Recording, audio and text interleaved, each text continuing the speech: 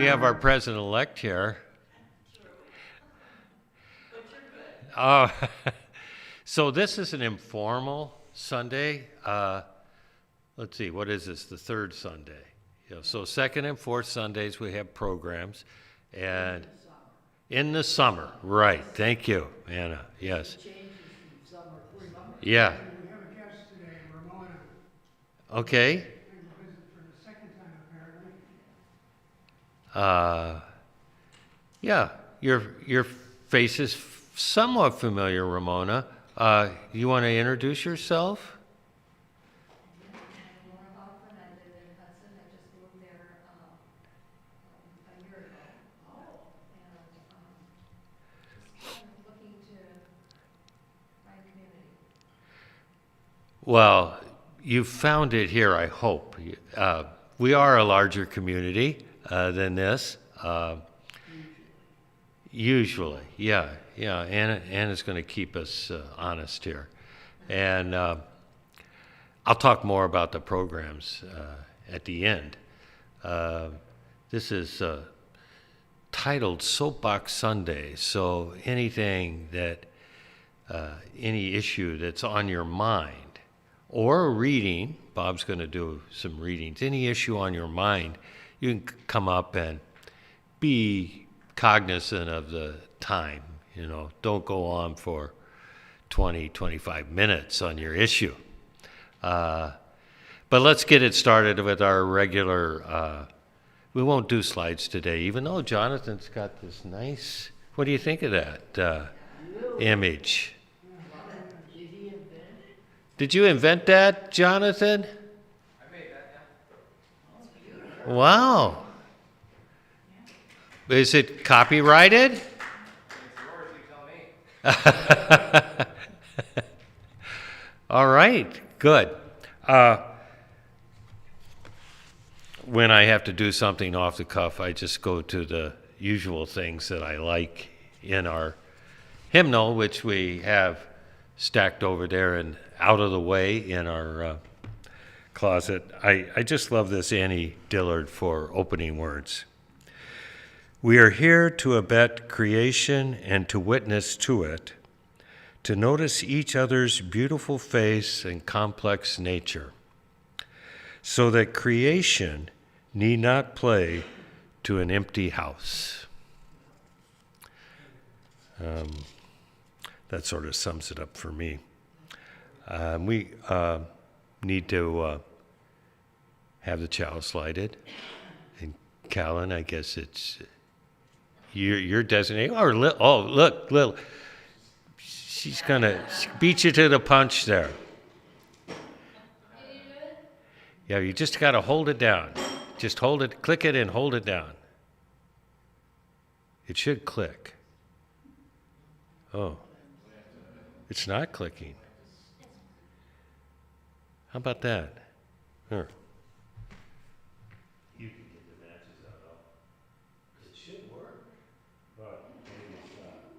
Oh, yeah, just have push hard. Just hard at the top. Push hard at the top. This top right here. Right here. Yeah, keep pushing.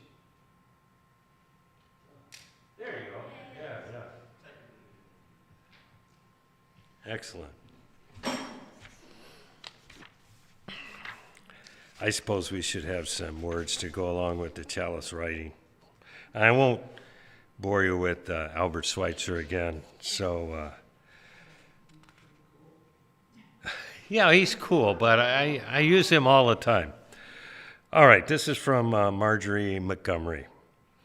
Life is a gift for which we are grateful. We gather in community to celebrate the glories and the mysteries of this great gift.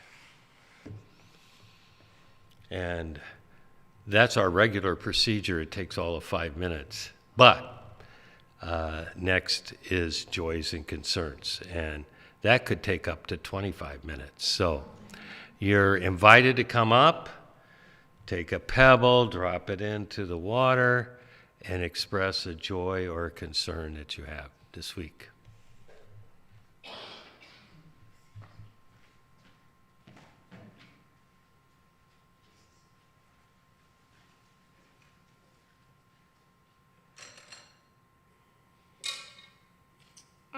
So we have a cat, Tempe, and Mom and Dad have like this like nice garden box where we have like tomatoes, blah blah blah, and they recently got a box or like a little tent thing to put into the garden box, and then Tempe goes inside. That was a concern because I don't know if he really liked being in that tent because he was meowing a lot. And while I was just like sitting outside the tent, he was trying to like pet me through the thing. So I don't want him back in that tent ever again.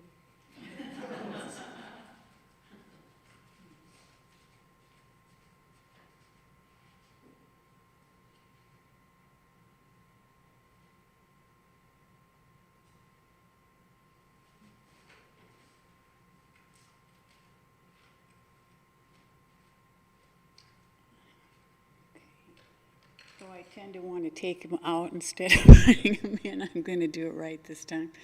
This is a joy for a day I spent, day and a half, with, kind of went out of my comfort zone, took my husband out of town, which can be challenging sometimes, and went to a big auction. I'm in the Scandinavian antique business, and it was way up in northern Minnesota, but I had an uncle up there who's not real healthy right now, and he's a favorite in the family. And I thought, no, that the auction isn't as important as the uncle. And it turned out to be a beautiful time with my uncle, and my cousins showed up, and my husband and my uncle had good conversations. Yeah, so it was. Their politics are similar. Anyway, and then a colleague friend came to the auction, and he was quite ill, and I was able to help him a little bit. So it was meant to be to go up there, and it was just making myself go into the unknown sometimes I guess as I'm older, I'm less adventuresome that way and need to do that more. So it was a lovely experience anyway.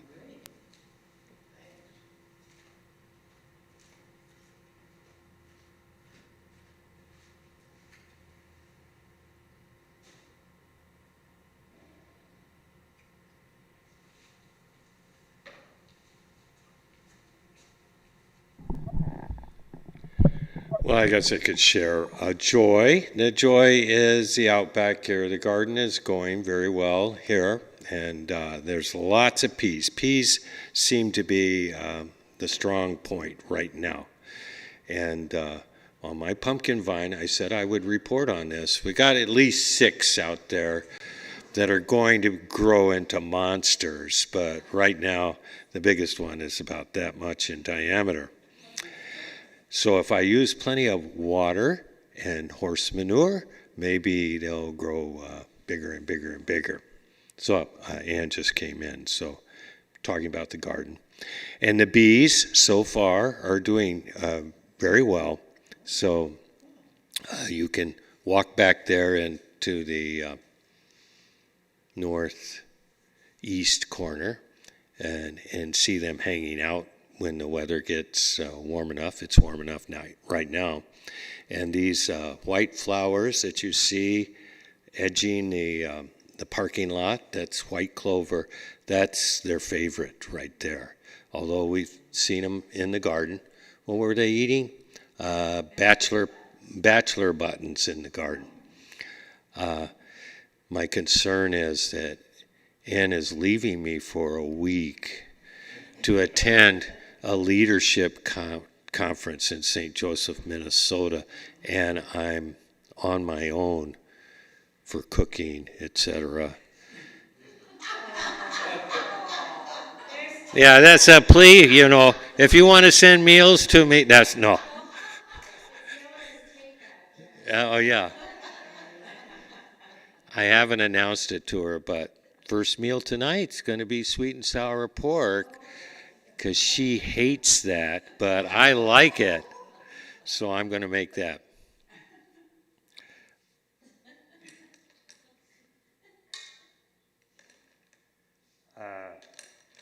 and the big rock for all those joys and concerns left unspoken. Bob, I think you said you had some readings. You want to read from here? The light is it light better here than up there? No, I don't think so, not enough. I'll need to read from the kitchen. I'll need to read in the kitchen.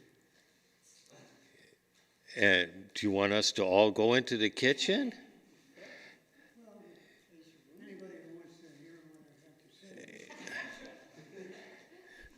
Okay, maybe we could save that when we go. Oh, yeah, the sun is really shining there.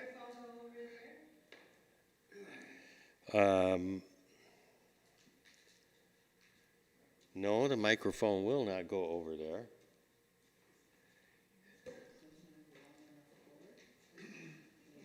Well, I guess we could try that. This does look like a long cord. I don't know which one it goes to. There's two.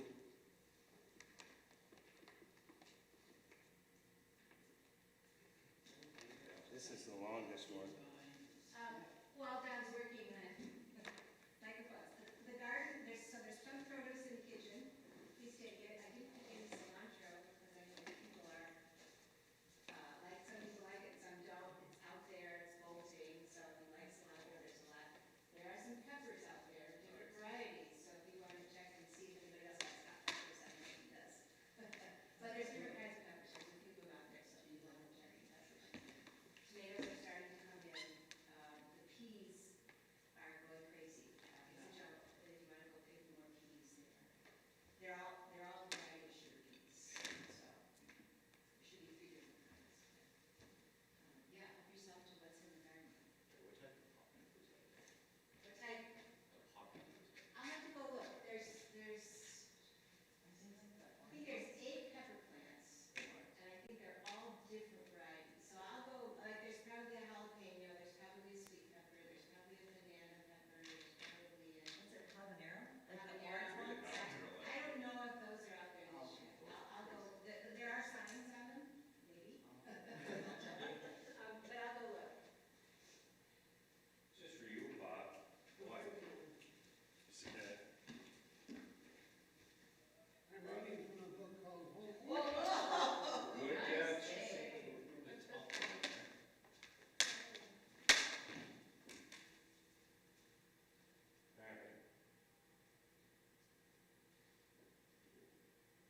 Is this on, Jonathan? Yeah, it is. Say it is. Okay. I'm reading from a book called Holy Conversations, Strategic Planning, Spiritual Practice for Congregations. And I just will have a couple of excerpts here. In the middle of is a section, Hope as Energy Source. In the recent past, our organization went through a lot of division and some conflicting cliques that kind of brought us to the point where we considered dissolving the whole community. But thanks to some strategic planning and some guidance from Allison Page, our new president, we've developed a strategic planning program, which we have shared with the congregation and can be modified or contributed to as needed. But I thought I'd share a couple of ideas expressed in this book.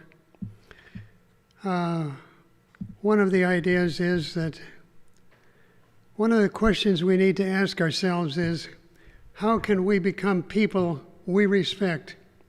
People who are generous, loving, curious, open, and energetic. How can we ensure that at the end of our lives, we'll feel that we have done some meaningful work, created something that endures, helped other people, and raised healthy children? How can we do now? What can we do now to restore hope to our community, to the future? And one of the things that's recommended in in this book is conversations. The comment here is there is no more powerful way to initiate significant change than to create a conversation. When a community of people discuss and discover that they share a concern, change begins. There is no power equal to a community discovering what it cares about. Another comment here, it is not easy to begin talking to one another after some kind of division or some kind of anger has divided people. But we can do this when we develop the habit of speaking from the heart. When we don't engage in real conversations, the cost is high. It leaves a void in the organization. But deep, honest exchange about truth of our own lives generates creative energy. Congregations can draw upon several resources to elicit more authentic conversations among members. And it takes a little work, but there are various practices that we can follow. I know that Allison offered us one Sunday a storytelling opportunity where you can tell personal stories and share feelings about those personal stories. Another item here, another paragraph is personal sharing. To begin at this most basic level, the creation of some story circles for the soul in a congregation could strengthen the bonds of trust and respect. A story circle is a group that practices respectful listening as members respond in turn to an evocative question by spinning out a part of their own life stories. Small groups can do this.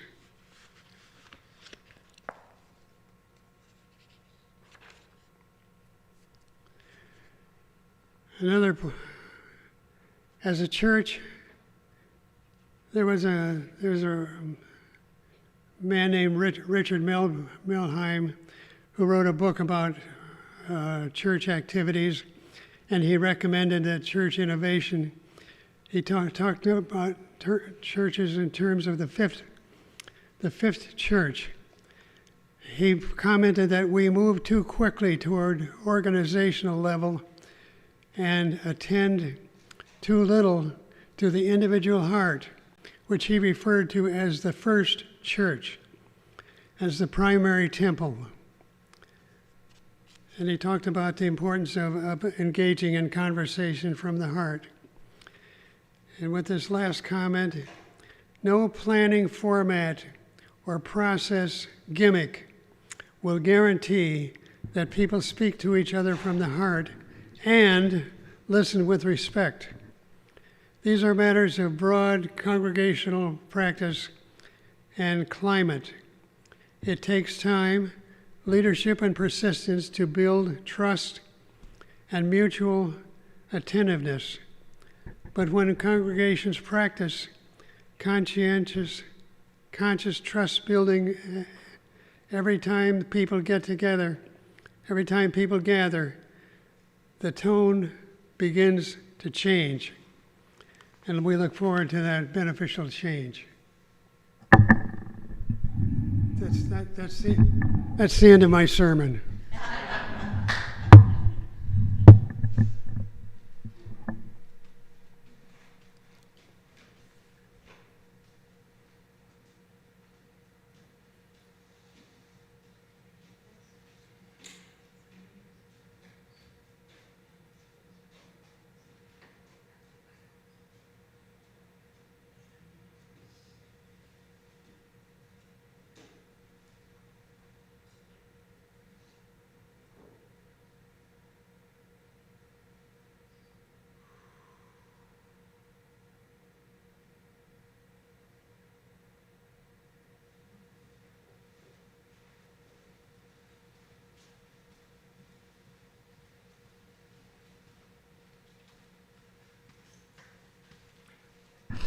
Well, the guy that opens up, me, I guess feels a little bit of responsibility for filling in some gaps here.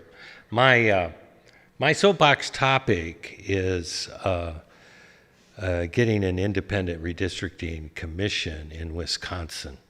That's not a very enthralling subject to most people, even my friends.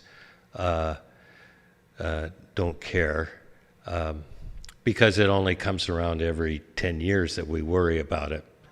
But the last 20 years, it's been a problem in Wisconsin. Actually, it's been a problem for 50 years. And I'm part of a group, so is Ann, that is trying to establish an IRC, Independent Redistricting Commission in Wisconsin. It's an uphill battle because as most state constitutions are written, the legislature is charged with drawing the lines of the district maps.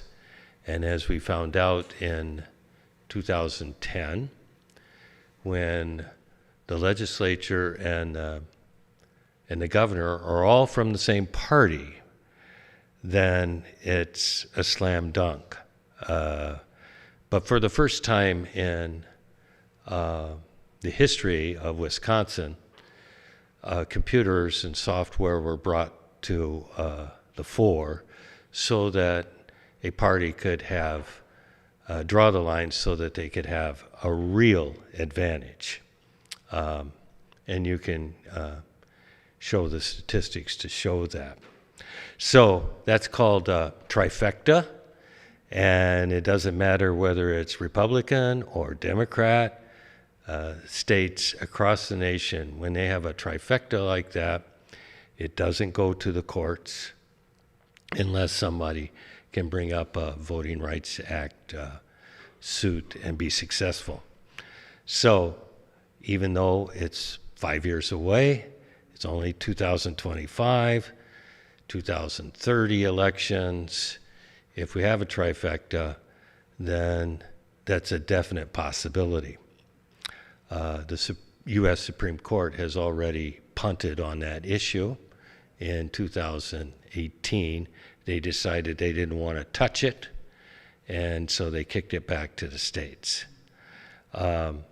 So it really is up to us to help solve this decades-long problem. So we're working on that, but it's an uphill battle. When you don't have a trifecta, when the governor is from a different party than the legislature, or the legislature is split, then what's happened in the past is it goes to the courts, and then the courts draw fair maps. But we can't count on that all the time. So that's my issue on the soapbox, and you might hear more about that, might do a practice talk here to nail down some of these ideas and maybe recruit people for what will be a pretty long-term battle. It's not going to happen this biennium or maybe even the next. I'm not going to go on for 25 minutes, but I just want to introduce the topic next week. Eileen Korenik, a very dynamic speaker, is going to come, and she's going to talk about uncertainty in art and science around the turn of the 20th century. And so she's going to link those two disparate subject areas. I requested this talk because of what I've read from Richard Feynman. And so just as a reading, I'll just read a paragraph of the famous physicist Richard Feynman. He's dead, but you might remember him from the Challenger Commission, the tragic NASA shuttle flight in which Krista McAuliffe and a lot of other, many other astronauts lost their life tragically. He was part of that commission and investigation. Anyway, this is on uncertainty. I can live with doubt and uncertainty and not knowing. I think it's much more interesting to live not knowing than to have answers, which might be wrong. I have approximate answers and possible beliefs and different degrees of uncertainty about different things, but I'm not absolutely sure of anything, and there are many things I don't know anything about. I don't have to know an answer. I don't feel frightened not knowing things by being lost. Whoops, I touched the wrong thing. Obviously, I don't know how to use my phone. Oh dear. I knew I shouldn't have touched it, but the light was getting dim, Bob, so I couldn't read it. Way to go, Don.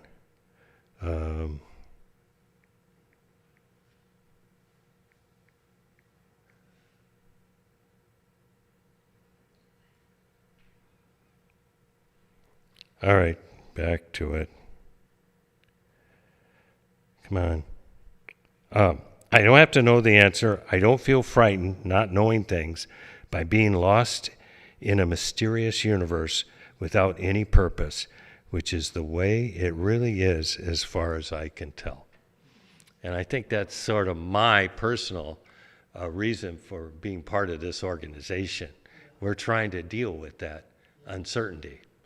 And it's tough sometimes. It's an easy solution to just say, well, or convince yourself that you believe in certain things 100%. It's hard for me, so that's why I'm here.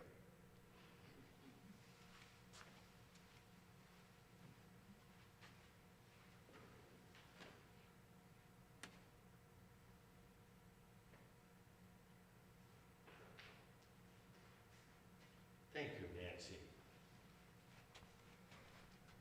Hi, I'm Nancy, and I've been a member of this community for about 25 years. And this community offers hope, and it does offer answers, and I think that the answers are on the words on the wall there. We don't have a theology, we don't have 10 commandments. We just ask ourselves to go out into the world in peace and to have courage. And it's hard to have courage a lot these days. There's so much going on that's so painful for any thinking person. If you love humanity, it hurts your heart every day.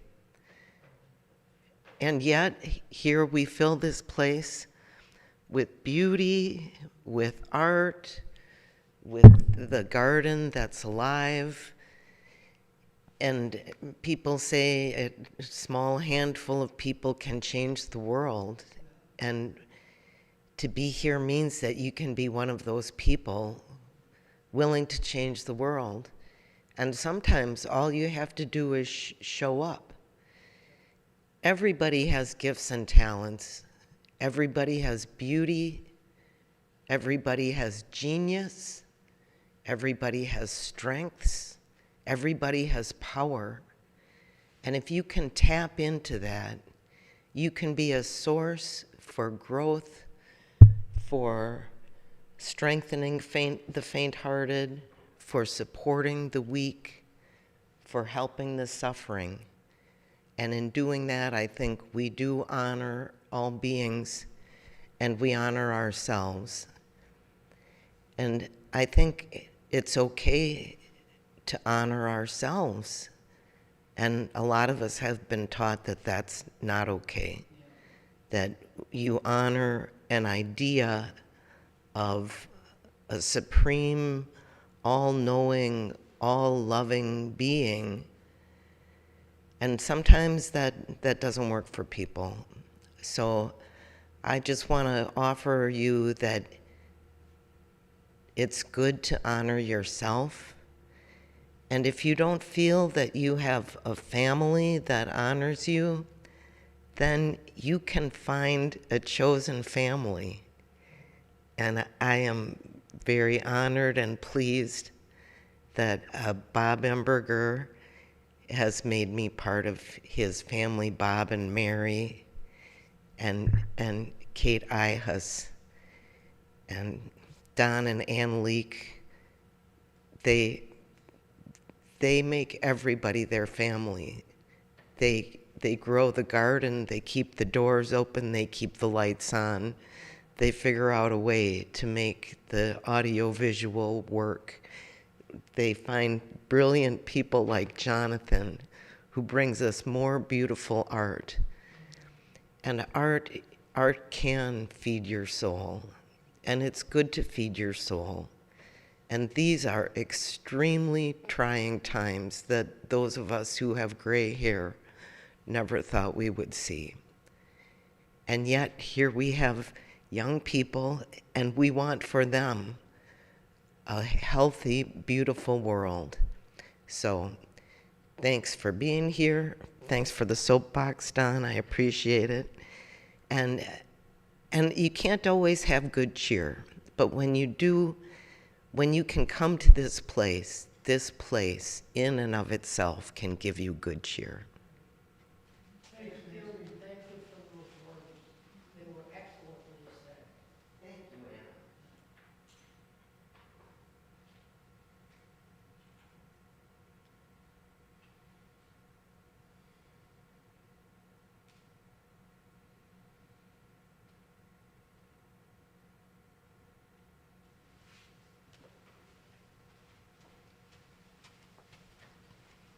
Well, we don't have to go the whole hour. We can sit here and meditate for 20 minutes, but it's a nice day, so I invite you to, it's not too hot, to go out and view the gardens, maybe sneak a peek at the bees. They're very docile. Look at the garden, walk the paths, identify some of the wildflowers that are out there. Prairie dock is starting to shoot up its 5-6 foot stems that support flowers in the end. That's special for me. I already told you what the program next week was. I hope you come. Any other announcements from the floor? Yeah, Bob. We could share a poem and nibbles in the kitchen.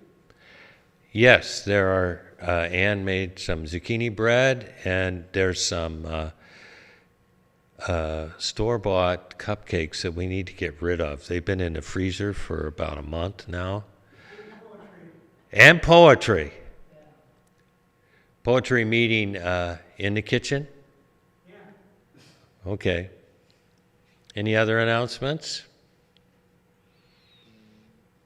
Okay, well, closing words. Please stand, join hands, recite the words on the wall, and watch the wire.